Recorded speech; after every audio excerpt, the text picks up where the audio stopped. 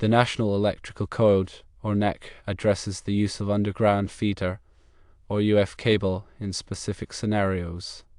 NEC 300.4 C states that UF cable can be used as a service entrance or feeder cable only when provided with protection against physical damage.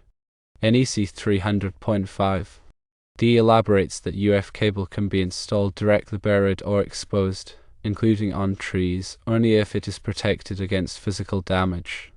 When it comes to attaching wires to trees, the NEC doesn't offer precise instructions, but general guidelines can be followed to ensure safety and minimize harm to the trees. Firstly, it is important to use strong and reliable anchors. Tree screws, hooks, or slings should be selected based on their weight rating, ensuring they can handle the combined weight of the wires and fixtures.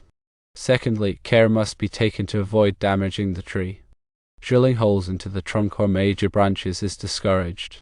Instead, anchors that wrap around the limbs without causing damage are preferable. Thirdly, leaving slack in the wires is essential. This allows for tree growth and natural movement without putting undue stress on the wiring. Fourthly, protecting the wires from abrasion is crucial. Conduit, wire loom, or other protective measures should be employed to prevent the wires from rubbing directly against the tree bark. Given the potential issues with deteriorating wires, light fixtures, and the natural growth of trees, a few recommendations are worth considering. 1. Remove the existing installation. Taking down the wires and light fixtures proactively eliminates potential safety hazards. 2. Inspect the trees.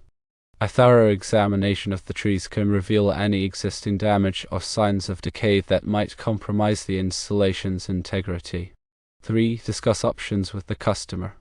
It's important to clearly explain the risks associated with hanging wires on trees and present alternative options, such as installing underground conduit, using a detached pole or post to support the wires, or repositioning the light fixtures closer to the house.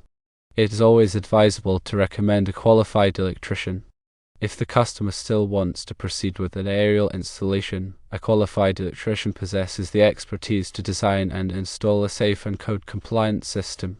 Remember that electrical work can be dangerous, and adherence to the NEC is paramount for ensuring safety and preventing potential hazards. By following these guidelines and recommendations, homeowners and electricians can make informed decisions about outdoor lighting installations involving trees. If a customer wants to pursue an aerial installation and you are not a qualified electrician, recommend a qualified electrician who can design and install a safe and code-compliant system.